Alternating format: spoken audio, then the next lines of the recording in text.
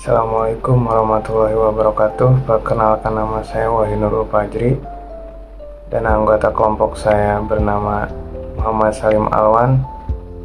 Kami akan mempresentasikan sebuah materi yang berjudul Perkembangan Teori Akuntansi. Teori akuntansi keuangan.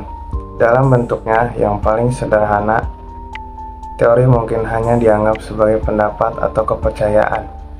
Namun, suatu teori harus diterima secara luas agar teori tersebut menjadi bermanfaat.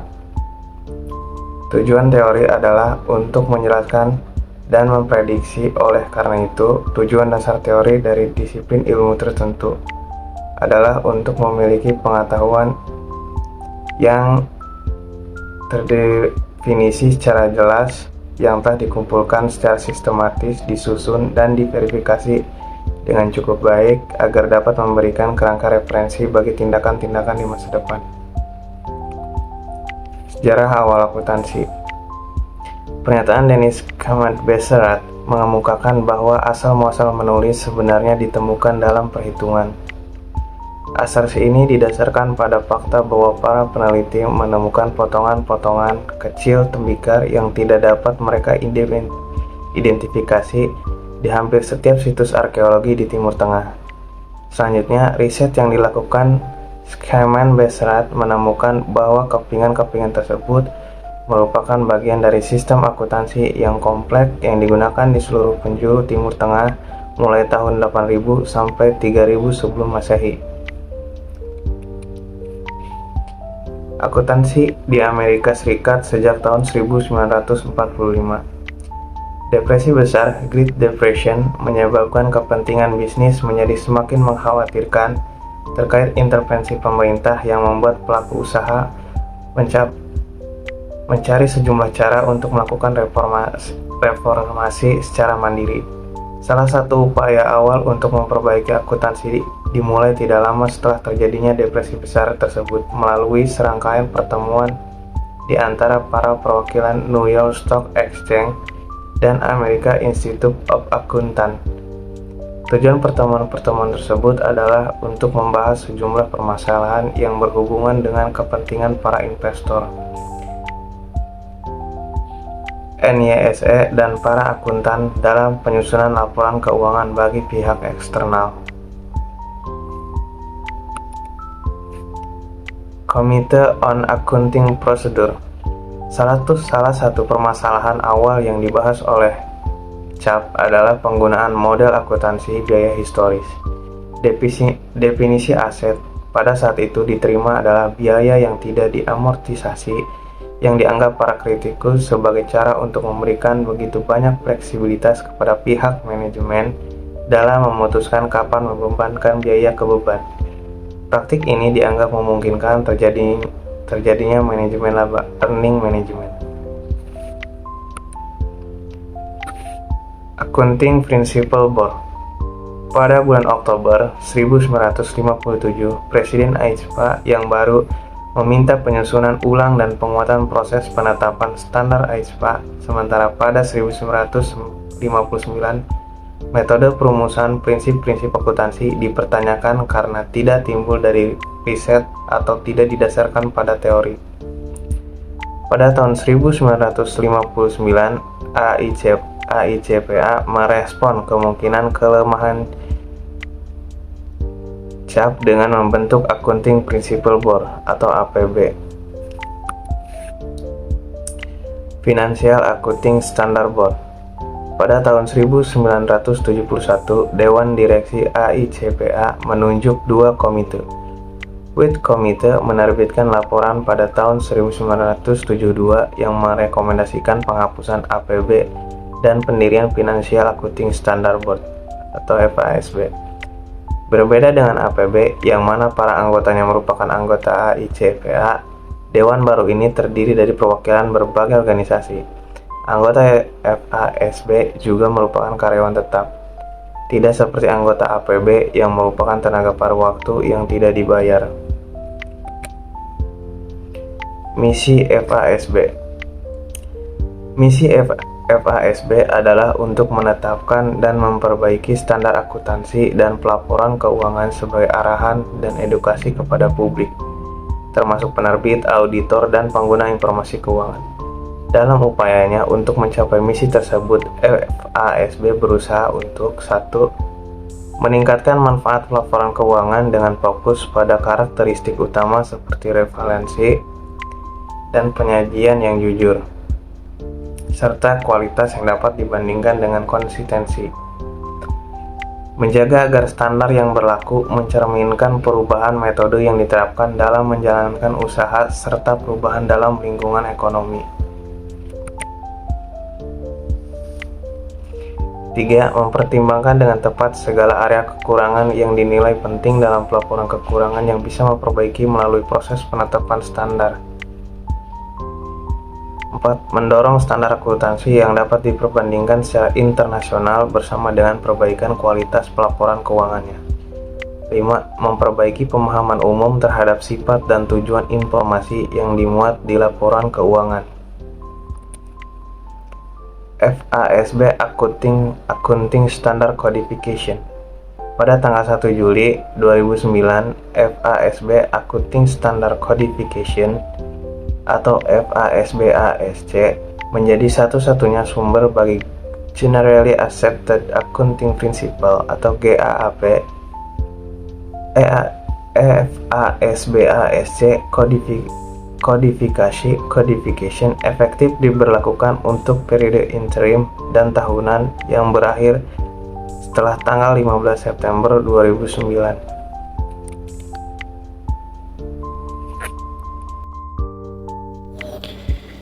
Baik, selanjutnya akan disampaikan oleh saya, Muhammad Salim Alwan, NIM 55522000163. Yang pertama, ini mengenai penetapan standar sebagai sebuah proses yang politis, di mana standar akuntansi adalah sebuah produk dari aksi-aksi politik. Kenapa?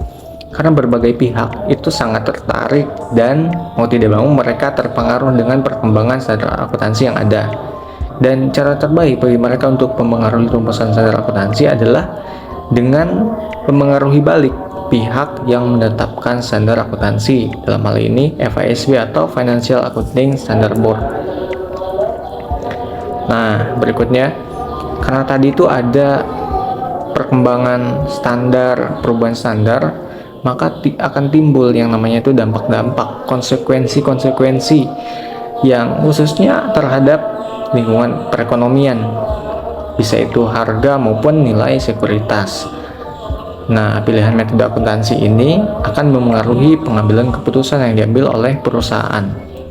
Contohnya nih, ada pernyataan FASB tentang tunjangan pasca pensiun lainnya yang mengharuskan perusahaan untuk berubah dari basis kas menjadi basis akrual.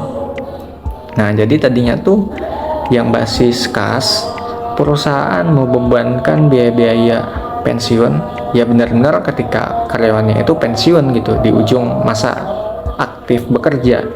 Tetapi ketika berubah menjadi basis akrual, perusahaan tuh perlu membebankan biayanya ketika si karyawan tersebut masih aktif bekerja. Jadi dihitung tuh setiap tahunnya beban-bebannya gitu kan. Nah, perubahan ini mengakibatkan peningkatan yang cukup besar tentunya dalam beban yang dicatat oleh perusahaan. Nah, selanjutnya ini kilasan evolusi dari frasa prinsip akuntansi berterima umum (PABU) atau bahasa Inggrisnya nih Generally Accepted Accounting Principle atau GAAP. Singkat saja nih, pada 1938 itu mulai pertama kali diperkenalkan ungkapan tadi ya, PABU atau GAAP tadi. Kemudian pada 1939 itu ada penambahan kata disajikan secara wajar sesuai PABU gitu. Lalu pada 2008 mulai dikategorikan tuh sumber-sumber prinsip akuntansi yang berterima umum tadi dengan urutan menurun berdasarkan otoritasnya. Dan pada 2019 ya itu mulai ada sumber resminya dari JAP Amerika Serikat, yaitu FASB-ASC. Berikutnya, FASB Accounting Standard Codification atau kodifikasi standar akuntansi FASB. Karena tadi itu ada evolusi ya. Evolusi itu perkembangan, perubahan gitu ya tahun ke tahun. Makanya si jumlah standar ini jadi makin banyak tuh. Dan makin hari itu makin sulit juga untuk diikuti. Maka dari itu pada Juni 2019 maksudnya FASB mengumumkan adanya kodifikasi gitu ya. Dan konsepnya dari kodifikasi tersebut cukup sederhana dan cuma mencakup 2 langkah aja. Yang pertama itu restrukturisasi seluruh literatur JEP Amerika Serikat ke dalam topik ya, berdasarkan topik ke dalam satu kodifikasi otoritatif. Otoritatif itu maksudnya dipegang penuh gitu ya aturannya oleh FASB. Dan yang kedua, modifikasi proses penetapan standar yang terfokus pada pembaruan kodifikasi.